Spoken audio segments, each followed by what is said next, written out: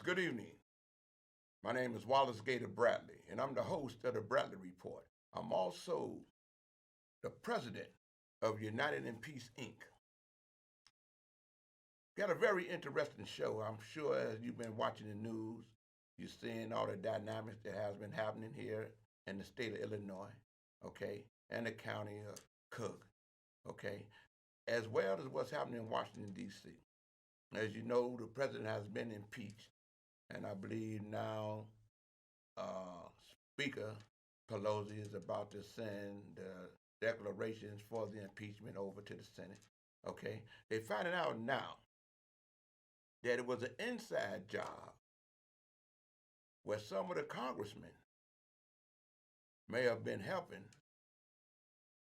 some of the people who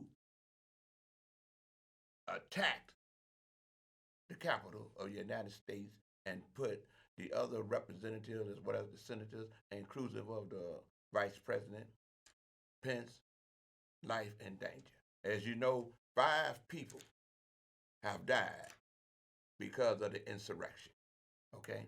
By what Biden has termed, and everyone has agreed pretty much, that they were domestic terrorists, okay? But these shows, especially this show, couldn't have happened without the support and the direction of the chairman of United Peace Inc., who happens to be the producer of this show. Okay? None other than my blessing from God, which is my wife, Terry Marsh Bradley. And the show that I'm providing to you tonight, I couldn't get it done without the help of Brother Omari. So, Omari, let's go to work. To God be the glory. If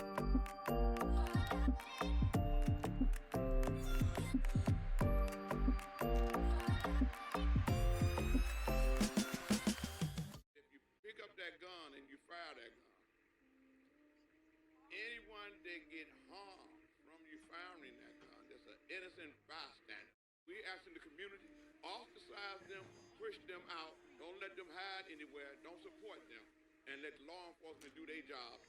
The code is this. If you pick up that gun to solve your problem, I'm not endorsing violence. I'm saying you're violating the code if you discharge that weapon and innocent people get shot or killed, especially a child or an elderly person. And the community must uphold that code. He got a shoe shined. The reason that it worked in the 90s, because everyone was a part of it. Kids, women, elderly, was off limits. You didn't touch him. Didn't touch them. Ostracized from the community, pushing you out of the community, not supporting you in the community, or protecting you in the community, so that law enforcement can do their job by apprehending you, and the Cook County State's Attorney can do her job by making sure that you get a fair prosecution. This is so that there's no retaliation in the community because you discharge or you fire that weapon at your intended target. We all got to come together. Those of you, my name is Wallace Gator Bradley. I'm the urban translator. I'm the president of United Peace Inc. We all got to come together to let it be known that Black lives matter everywhere. Regardless if a police shoots somebody that's black, it means twice as much to our community when someone black is shooting someone black. With at least 8 children under the age of 10 shot in the city in just 2 weeks, some are asking if that code still carries any weight. This is something that we got to do.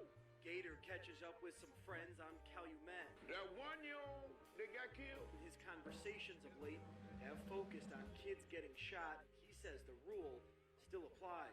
We as men got to put it down and say that still exists. It never left. We all got a responsibility. We all got a responsibility, man.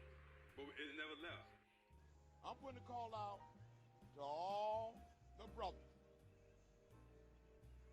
You know what we do. Put the word on the street that this is no longer tolerated. Me and Holmes work together and we know how it works. We've been able to help individuals turn themselves in of the community, take them out for law enforcement to come and arrest them. Now is the time. Just like it was the video from Miss Frazier that let everybody know about the awakening of George Floyd. Somebody got a video, or we need to use our videos to stop this senseless violence. And I believe that vengeance belongs to the Lord. And with that, I want to say, to God be the glory. And that's my story.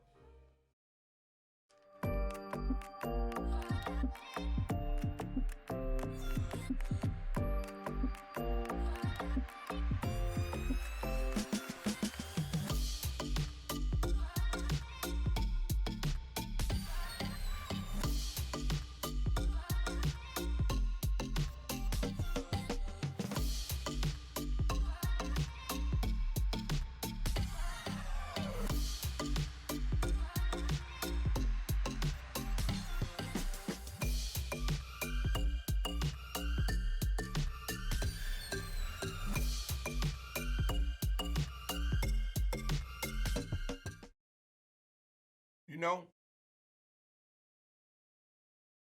I know a lot of things has happened around the country. And everybody is uptight behind what happened at the Capitol, and so am I, because that was an assault on America. But seeing this constant senseless shootings and killings within our community, which is attributed to black-on-black violence, we, as African Americans especially, need to feel as passionate to help apprehend those individuals that's responsible for innocent women, children, elderly, inclusive of men and boys, getting killed. We can't hide them in the community. We can't cover them.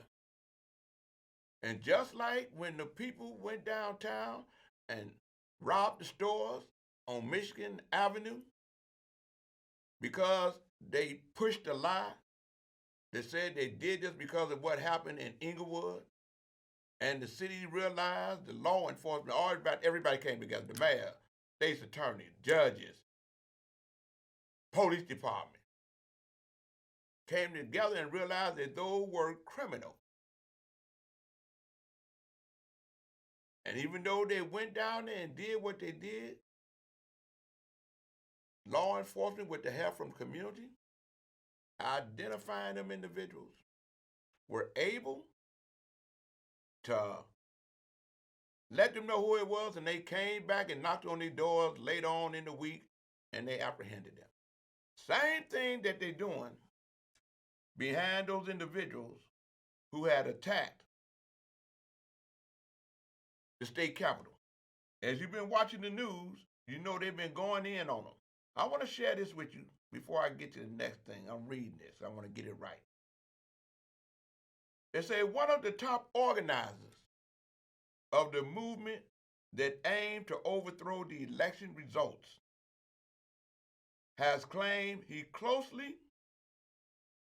worked closely with Republican congressmen. That's key. Because people are saying that it was an inside job and they knew what was happening and they knew where to come and find individuals, how to look for Vice President Mike Pence, talking about hang Mike Pence, hang Mike Pence, hang Mike Pence, okay? This guy was an African American, but he was working with 3 congressmen. They were Republican congressmen. It says one of the top organizers of the movement that aimed to overturn the election result. Bam, that's coming up next. I want to read this right quick. One of the top organizers of the movement that aimed to overthrow election results has claimed he worked closely with Republican congressmen. The young brother's name is Ali Alexander, an African American. A leader of the Stop the Steal group said in several Periscope live stream videos, and they immediately took those videos off the air last month, that he planned to rally that proceeded to riot in conjunction with Congressman Gosar and two other congressional Republicans, Mo Brooks of Alabama and Andy Biggs of Arizona, as CNN first reported last week. The young man said, "We the four guys who came up with a January 6th event," Alexander said in one video in December. "It was to build momentum and pressure, and then on the day change the hearts and the minds of Congress people who weren't yet decided or saw everyone outside and said, I can't be on the other side of that mob." Could you bring that story up for me, brother? Where it says GOP lawmakers? Yeah, bring it up a little bit. No, come on. Come on. Yeah, bring the news up because you can't get the video. They took it. There you go. Never run dry of killer attitude or hydration.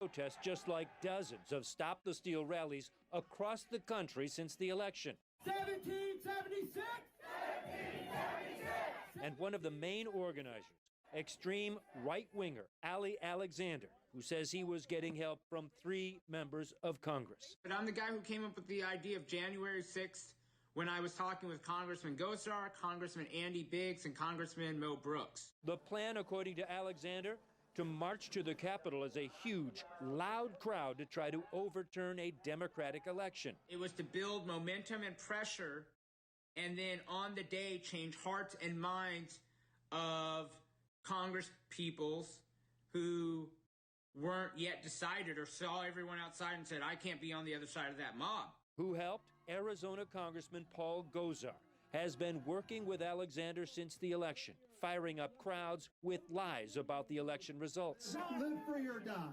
Gosar replied to or mentioned Ali in dozens of tweets, including, I'll be in D.C. with @Ali and the rest of America, adding, we will fight back against the leftists who've engaged in sedition. Another tweet, on January 6th, we fight for Trump. On the morning of the siege, he would send followers this image, stating Biden should concede. I want his concession on my desk tomorrow morning. Don't make me come over there. He promptly went to Congress, stood up, and opposed the certification of the Electoral College results. I rise up for myself and 60 of my colleagues to object to the counting of the electoral ballots from Arizona. The end of his speech interrupted by the very mob he helped stir up. Former Republican Congressman Denver Riggleman has been warning about the impact of lies being fed to the public by America's own leaders. I think there's a massive issue here with education and facts that these individuals don't have. But disinformation is being pushed by people in positions of power. Gosar's Arizona colleague, Andy Biggs, was near Gosar on the House floor January 6th and met with President Trump, along with others protesting election results. Even provided a taped message to be played at one of the Arizona rallies. We're fighting for the freedoms that made this country great. Biggs now strongly denies any involvement in the protest. His staff stating Biggs can't even recall meeting with Ali Alexander. Mo Brooks is more direct. Today is the day American patriots start taking down names and kicking ass. This is the Alabama congressman the morning of January 6th in Washington, D.C. A few days later, he told an Alabama news service, "I make no apology for doing my absolute best to inspire patriotic Americans to not give up on our country and to fight back against anti-Christian socialists." Former Congressman Charlie Dent says the actions of his former colleagues show it's time for a serious reckoning with the Republican Party. We have to rid ourselves of these radical elements. I would recommend to every one of my Republican colleagues, sometimes you have to risk your job in order to save it. Well, this is the time. Wolf, CNN has learned Democrats are discussing censuring those Republican colleagues, but it's all just talk so far. As for Ali Alexander and his Stop the Steal group, he's in hiding, yet raising money. A fundraising page linked to his Stop the Steal rally has brought in $184,000, all based on lies, far exceeding its goal. He vows his campaign will continue, which means, Wolf, the danger will continue. Yeah, You know, I'll show you that to let you know something. What they gonna end up doing, they gonna probably charge that brother as being a traitor to America, because they attacked America. They've been tagged as domestic terrorism. And one thing that we all know, racism in America is ingrained. You see how they talk and no one wants to say, look at that, yeah, man. No one wants to say how dangerous it is. This is what happened. This, the police officers protecting the congressman. Okay? Let's see the next picture. Look at that. Bullet holes all in the window. People laying down. They got tricked with the lie. The big lie. Okay? And the thing that's so wow is that they catching them. They catching them every day. If I was to talk on this constantly about, they catching them so fast, they catching them faster than the Chicago police caught the individuals that broke into the stores on Michigan Avenue. This is a serious investigation where they're going to hold congressmen accountable. They're going to hold the president accountable. They're going to hold those that supported them. They paid the money for the rallies. That was a planned rally. All them flags with Trump on them. Come on. 5 and 6 different races, white supremacy organizations from Proud Boys on up was out there. The guy that you see here, they just caught him, and he's telling everything that he knows from what I've been reading. He letting know it was a plan all the way from when Giuliani and them spoke and charging the people up and telling them, let's go there. You got this fight. You got to be strong. They just locked this guy up the other day. How you going to think you going to carry that podium out there? This guy, they locked him up. They taking their face and they using face recognition. Okay? And they arresting him. They catching him, getting on the plane, trying to get back on the plane. From what I'm reading, the people are telling them you can't get back on the plane. You on the no-fly list or something like that. And there's videos where you see individuals crying because they can't get back to where they came from. They got them. Look at their face. This guy right here, talking about he picked those straps up. Everybody know that them straps are used to apprehend someone. If you're not the police, okay? This guy that sat in the seat of the speaker, the vice president's seat, whatever it is, they got him. They arrested him the other day. Okay? they got him. The woman that got killed, they got shot, is because they was told if they come into those doors where the Congress was,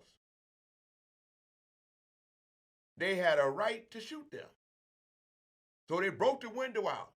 Then that woman jumped through the window, who used to be a part of the military.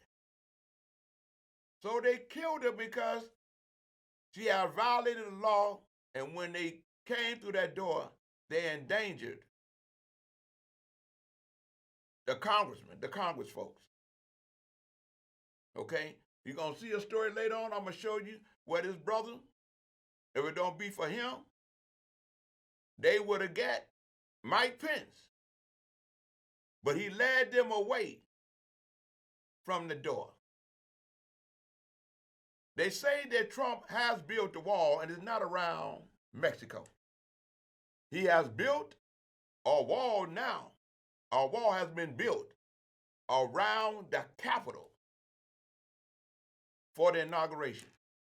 So this guy with the shirt on, they called him the Aeon guy. He was the one that led him up the step, and he busy chasing the brother who has now became a hero, that he didn't see that the Senate doors were open by the grace of God. To God be the glory. Okay, let's get to the next story.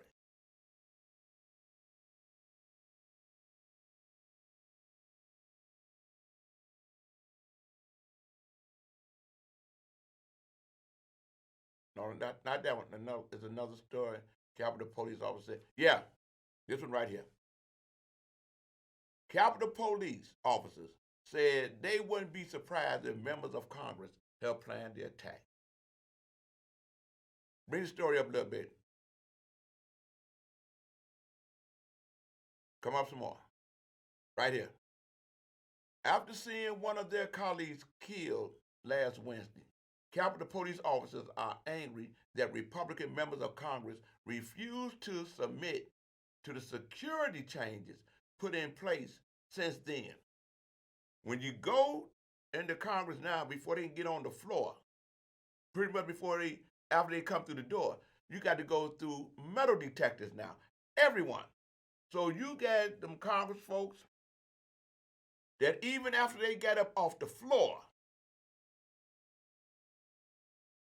after they attacked the Capitol, they get up off the floor, and I think 130 of them still voted to push that lie that said that Biden was an elected president and Ms. Kamala Harris was not elected vice president, and they was trying to stop the electoral college votes from being counted. After they got up off the floor, after people have been killed, after individuals had put the SHI, you know what I'm talking about, on the walls of Congress, broke windows and everything else, endangered all their lives. Pence was a loyal supporter of the president. The vice president supported Trump 100%.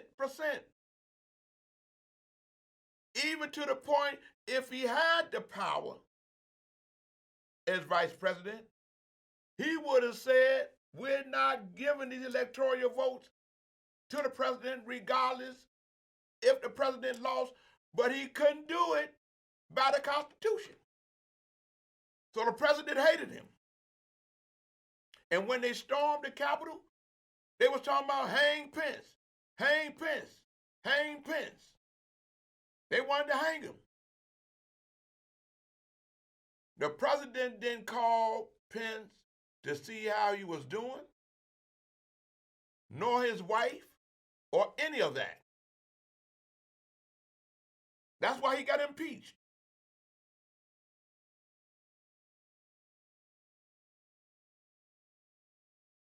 After seeing one of their colleagues killed last week, Capitol Police officers are angry that Republican members of Congress refused to submit to security change put in place since then and say they wouldn't even be surprised if some of the lawmakers helped organize the attack. Well, you just saw what that young brother Ali Alexander said. You just saw where they named 3 of the Republican congressmen. There was a part of pushing that lie. Even on the day before they attacked the Capitol. And more is going to come. You had individuals who have been arrested. A young woman, she was a part of the army that deal with psychosis, whatever that is.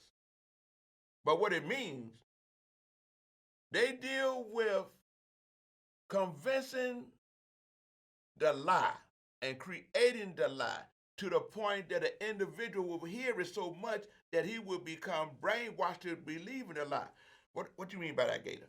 You notice how when you go into the grocery store, you're going in the grocery store to get some donuts.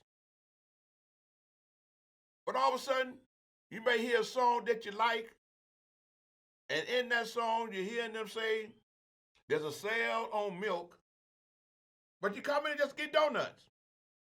There's a sale on milk, and you just grooving to the beat. But you're hearing there's a sale on milk, and the next thing you know, you done went and brought a carton of milk because you felt like you want the carton of milk for your donuts when you only went in there to get donuts. They locked her up. Officers are fuming, and there are mumbles of several walking off the job. One officer with more than 10 years on the force told BuzzFeed News, just as Republicans took to the floor last night to rally against even basic security measures, at one point today, officers set up tables around the metal detectors in an effort to block those same Republicans from coming in there because they feel they ought to have a right to have a gun on the floor of the Congress. Now it's against the rules.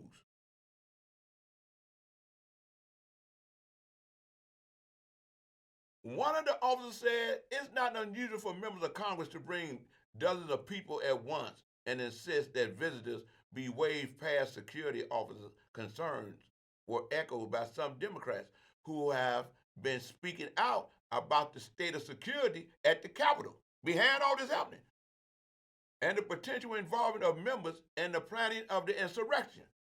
Understand this. Since March, because of the global pandemic, right here, because of the global pandemic, they have shut down all venues. You couldn't just go up and walk through the halls of Congress. I know because I've walked through the halls of Congress before. They shut it down because of the pandemic. So, one representative, her name is Representative Mike Sherrill, has alleged that some of her Republican colleagues led reconnaissance tours of the buildings ahead of the attack, though did not provide evidence to back it up, but they're going to find out because they got cameras everywhere. The Capitol was shut down for tours to come through there since March because of the COVID. She realized something must be wrong because she was a part of the military and she was trained to look for suspicious things. So now she thinks back, she said, wait a minute. How did these groups of people were able to walk through Congress, the building, when it's shut down for no tours? Only way you can do that is if a congressman or a member of their staff came and waved them through. ain't what Gator's saying. This is what's happening from the investigation. So I'm saying this so that we as a people in America, especially African Americans, better wake up and pay attention to what is happening. Pay attention. That's why when you see CNN and you see MSNBC and you see all the news, all the other news besides Fox, they making it plain that had it been Black Lives Matter that had done what these people did, they would have been shot down. Had it been black congressmen bringing a group of people through the Capitol, through the halls of Congress, when there was no touring for anyone, and this had happened, they would have made moves to expel those black congressmen, kick them out of Congress, because there's rules. Because they were a part of the orchestration and the planning of an insurrection, which is tantamount to attacking America. They labeled them as domestic terrorists. That tag is worse than having a tag of being a gangbanger. And for everybody that's black, understand that when they want to enhance your sentence, they'll immediately come and say, well, he's a gangbanger. I've been out the penitentiary 40-something years. They still say I'm an ex-felon, even though I got a pardon. I've had my pardon for over 25 years. All those people, even though they were white, that tag is going to be on them for the rest of their life. You're hearing how they're losing their jobs and everything else. You follow what I'm saying? I'm just saying. Brothers and sisters, if you was drinking that Trump Kool-Aid, well, Trump is okay. He's the best thing in the world. He's up there. Be careful. I'm just telling you. You do what you want to do. You grown. But what has happened here in America is no joke. On the 21st, the Senate is going to have that trial in the Senate. This time, Mitch McConnell is not in total control of it, and Trump is not the president. This time, it ain't going to be no long trial, because all the evidence is there for everyone to see.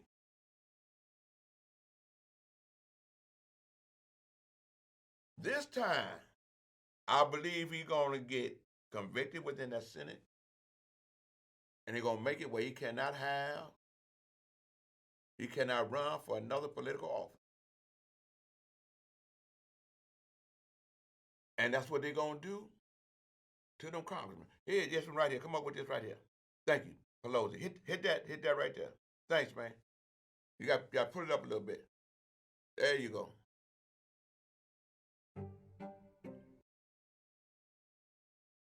I'm bringing this to you just as soon as I get it when I can.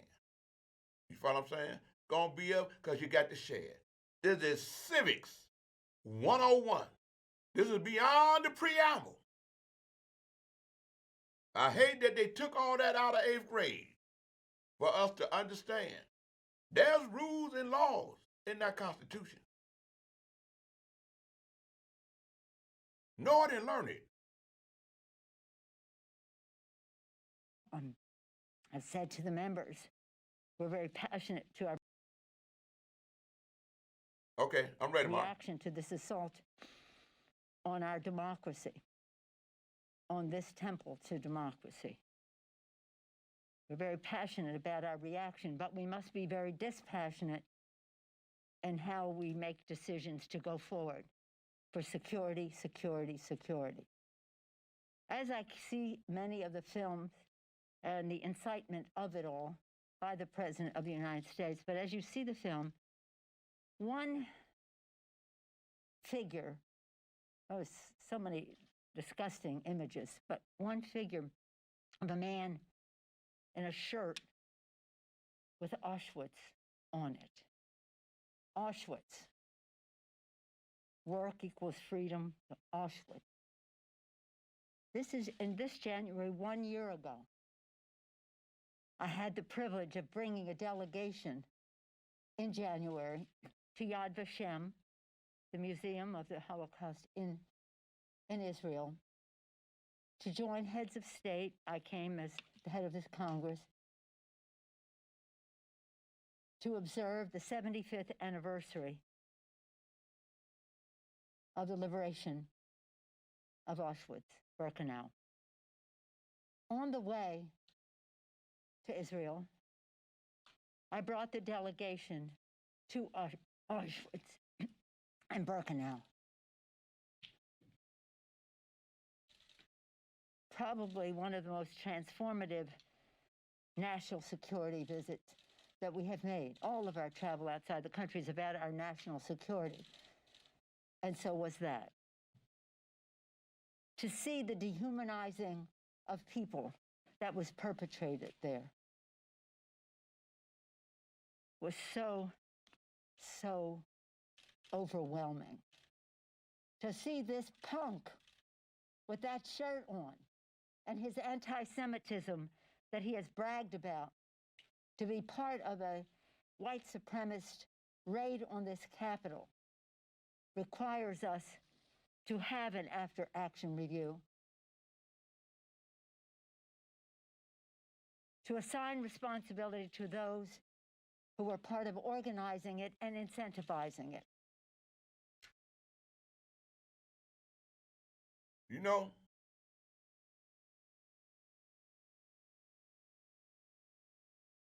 I know what you're talking about because I want to come to that one. Right here, yeah. Not now. You know, I know what you're talking about because I've been to Israel 3 times. And they tight about their security. From the time that you get at the airport, they ask you who you coming to see. They call that person to see if you coming to see him or her or them.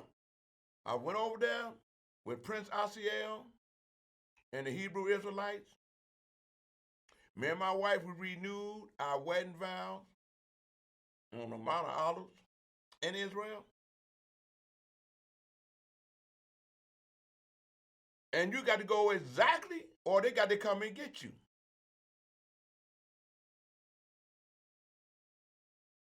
Because they knew that individuals would attack their sovereignty,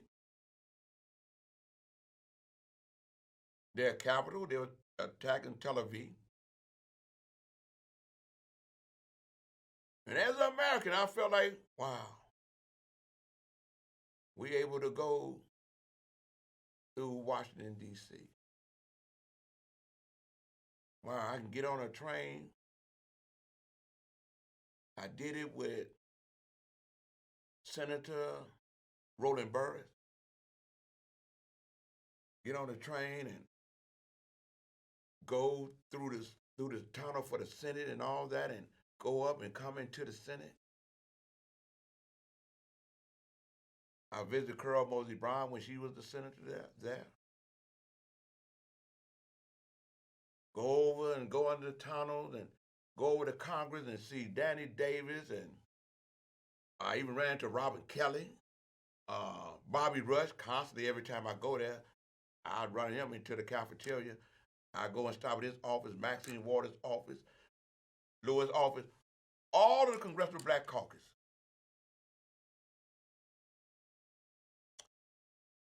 No fear, because it's America.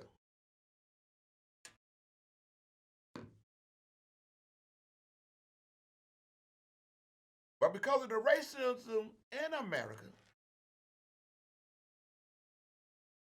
we missed the most important thing, is that someday somebody gonna feed on that stuff. And they're gonna tell lies and they're gonna trick individuals. They're gonna find some African Americans to go with them. They're going to convince everybody that, hey, ain't no difference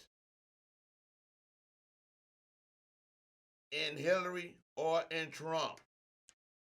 They're both the same. They're both the same. They both the same. Let's have change. Ain't no difference. Oh, she getting the popular vote. She getting the popular vote. But to become a president, you got to win electoral votes. The rules say electoral votes. The rules say electoral votes. But she popular. She popular. Everybody can anybody stand Trump. Trump knew the game because he had some diabolical advisors. Bannon, you're going to hear about their names coming up. And you're going to see that they was involved in what happened January the 6th, too. They ain't Gator telling you. I'm just trying to inform you. I'm just trying to share with you. If I put it on my Facebook page, I'm sharing it with you. Read it for yourself. Voice your own opinion from what you see. From what you know. Washington, D.C. is Chocolate City. Howard University. A.K.A. the sister Ski Wee, strong.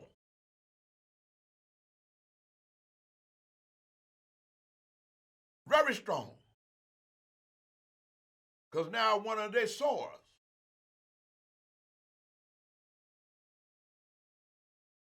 is the vice president, the acting vice president that will become the vice president on the 20th.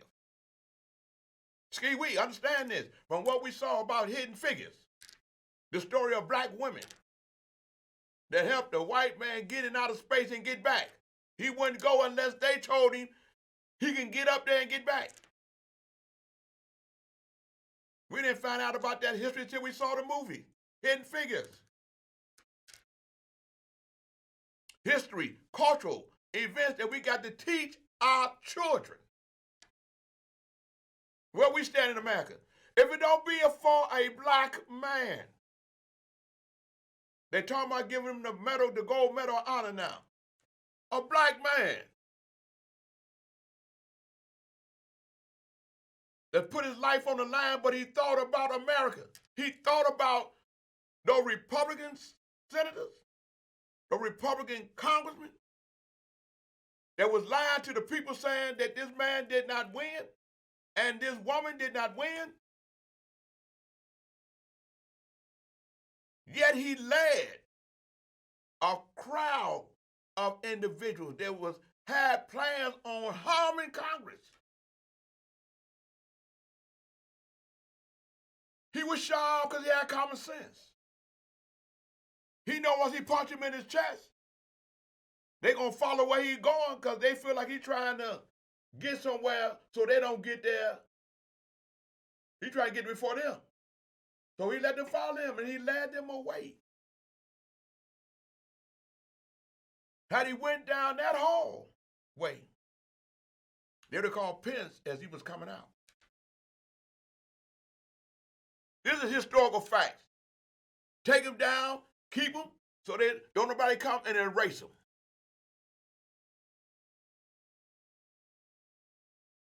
If it don't be for African American voters, young and old, hip hoppers, those that are professional dancers, whether they going up the pole or down the pole, they told everybody to get to the pole.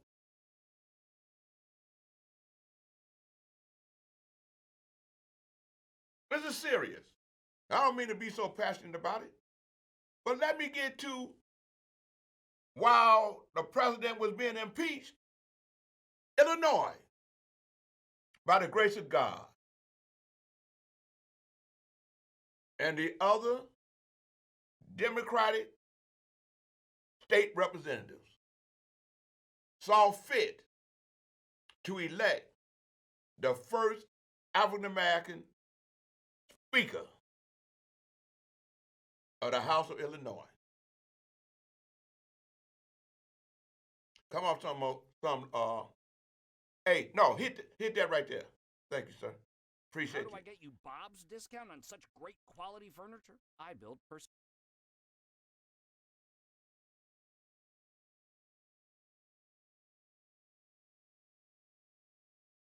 That must be Trump. That man's nose getting longer. Yeah.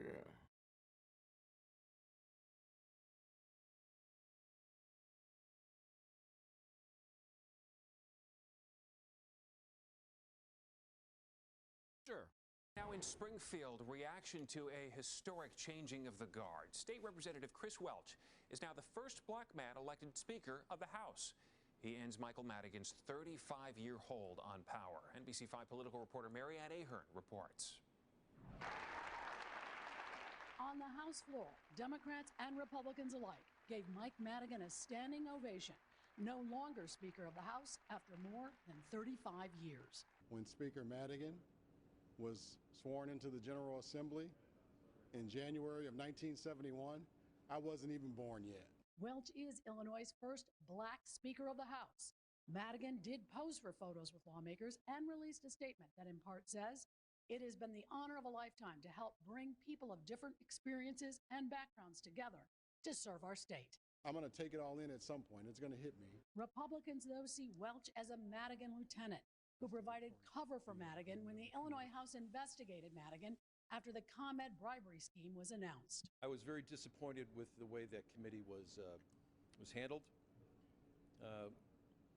It was an embarrassment to the process. It was an embarrassment to their own rules. Welch was able to secure the Speaker's gavel despite questions of his treatment of women. One ex-girlfriend 18 years ago filed a police report detailing domestic violence. Another woman filed a civil suit of harassment in 2010. Both of those civil actions were dropped. I think you have to recognize that one incident was over 20 years ago. I think my life's work here in the legislature shows my respect of women and how I've treated women. My colleagues, our General Assembly is 52% women, and they know me. Madigan exited stage left, didn't stay to listen to Speaker Welch's speech. Also, it's not clear, will he keep his seat in the House, and will he keep his position as chairman of the state Democratic Party? In Springfield, Marianne Ahern, NBC5 News. Our thanks to Marianne. You know, that's profound. The same day that the president, who had people attack the Capitol of the United States, the Capitol of the United States, Republicans in there with the lie.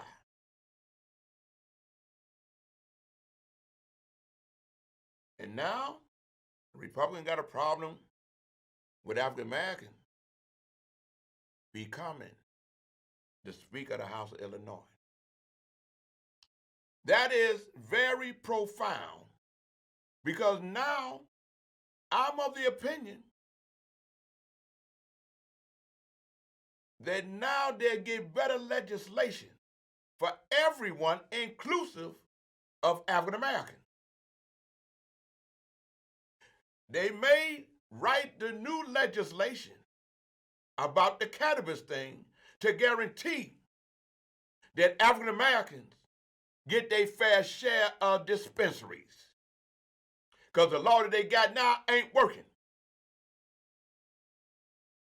Him being the Speaker and the various caucus, the Latinx caucus, the Black caucus, and other caucuses that wants to do what's right coming into 2021 will be able to be about fairness and equity, because him being the Speaker is the one to make the decision on what's going to be put on the floor. That is very key. That was very powerful. And I'm asking all African Americans, stand up behind this young man, just like all the African American legislative body that was down there, part of that caucus, that made the decision that he will be the one that will represent them. That's why when he came out, he had 22 votes. Okay? The Latinx hooked up with him. Then he had 50 votes.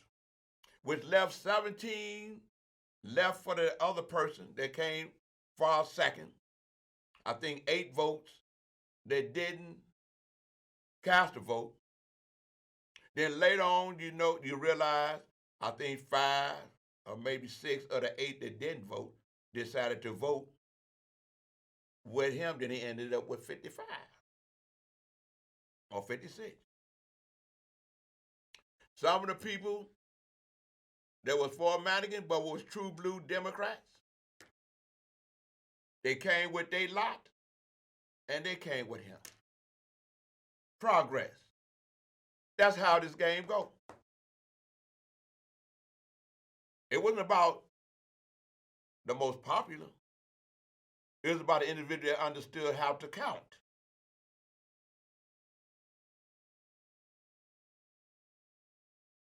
Another thing, before I go to this next tape. April 1st, 2019, the same individuals, pretty much, the same organizations, pretty much, the same attitude, pretty much, racist, white supremacists, police officers, the leader of the Fraternal Order Police, just like the leader of Fraternal Police felt like what happened in Washington, D.C. wasn't a bad thing because he's a trumpeter. He wears signs that say police officers for Trump. Yet they responsible for killing a police officer. They attacked police officers on the Capitol. The same individuals at the time, we didn't know too much about QAnon. We didn't know too much about the Proud Boys. We saw them when they came into Chicago in 69 West Washington to protest against Kim Foxx. I'm gonna let her tell you.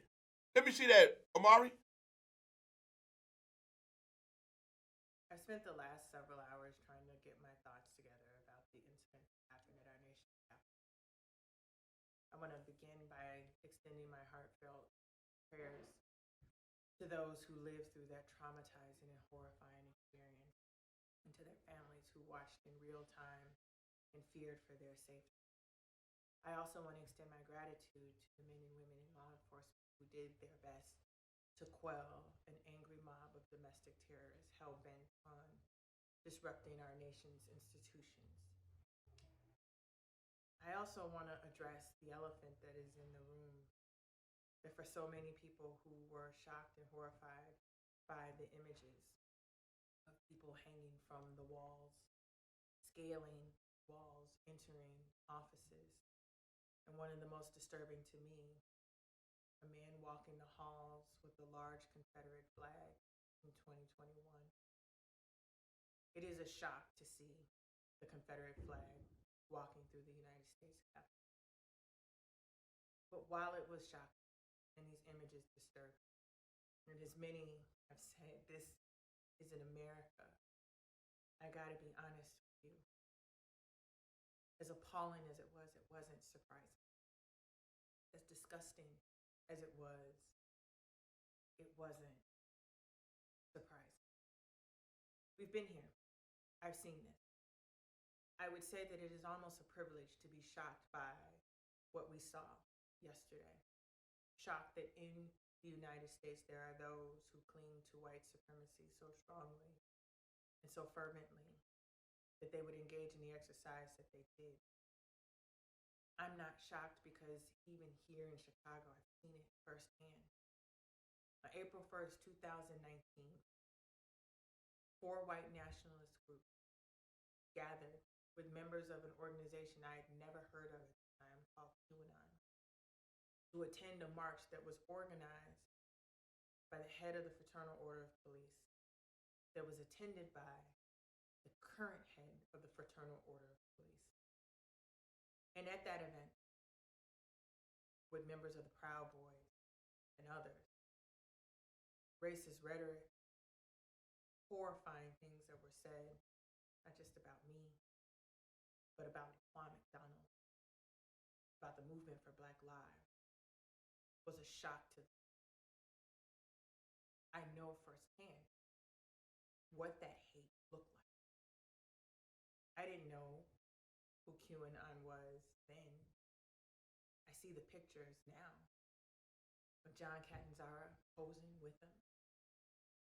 I was unfamiliar with the Proud Boys until the Sun-Times ran an article about their hateful ways. I couldn't for the life of me understand why white nationalist groups would feel comfortable in the company of those who were protesting a decision by my office. But I saw firsthand here in Cook County, in Chicago, what was possible when those who believe that their institutions are occupied by those who they don't think belong rise up and stand together. This is America. And while we don't ever anticipate the degree to which we see those who hold so strongly to the times past, that they would be allowed to walk into our institutions unfettered, wreak havoc, and then walk out untouched. This is as someone who watched the horrifying incidents over this past summer that so many people want to talk about, the destruction of buildings and property. But I also watched thousands of peaceful protesters, many of whom found themselves subject to arrest for peaceful protest. I saw a young woman have her teeth knocked out protesting the taking down of a statue. I watched a man yesterday bragging about taking mail from the Speaker of the House, and nothing. This is America. We will, over the course of the next several days, weeks, months, ask ourselves what happened yesterday. How was it that so many people were allowed to infiltrate our institutions for the purposes of a coup to protect a man who has been unapologetic, unashamed, and unabashed in his white supremacy and nationalism? We will ask ourselves, as we should, what is it about yesterday that was markedly different than when we address the issues of civil unrest related to the deaths of Breonna Taylor and George Floyd? We will ask ourselves, and I hope have an honest conversation about what happens when those in leadership turn a blind eye to what is clearly hateful rhetoric matched by an agenda. I saw the words of John Catanzara, the head of the FOP, today, in defense of what happened at our nation's capital, who indicated that these were frustrated people who, in his eyes, had committed no crime.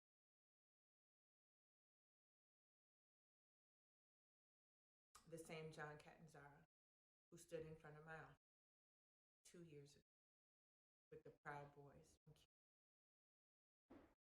Our criminal justice system relies upon the legitimacy and credibility of all of our actors, police, prosecutors, judges. It relies upon us telling the truth, even when they are ugly, about the racial biases and injustices that have infiltrated it. It requires us that even in moments like this, that we do the hard work and not turn away from the ugliness that we saw. The truth is, I was appalled. Sadly, I wasn't surprised. You know, I want to say this because it's time to wrap it up.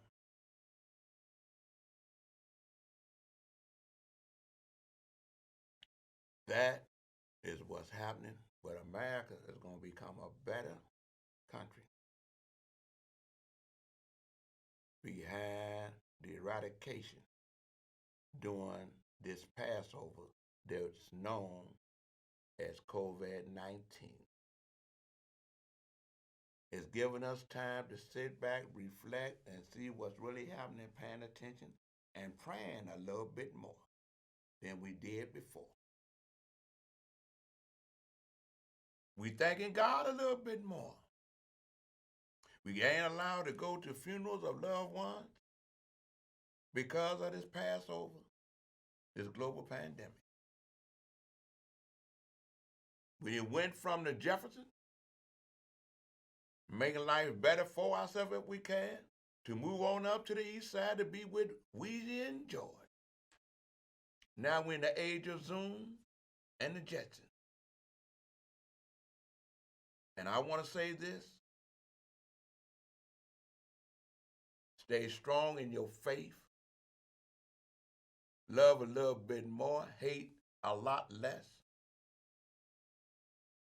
Listen more, speak less, so that you can learn a lot. It ain't over. But now everyone know who the enemy is. And like a young guy told me, he said, Gator, I understand what you're saying, that we got to stop this black on black crime. He said, I didn't realize it until I sat at home and I watched white on white crime. And with that, I want to say to God be the glory. That's my story. Stay washed up. Most of all, stay prayed up. And stay covered up.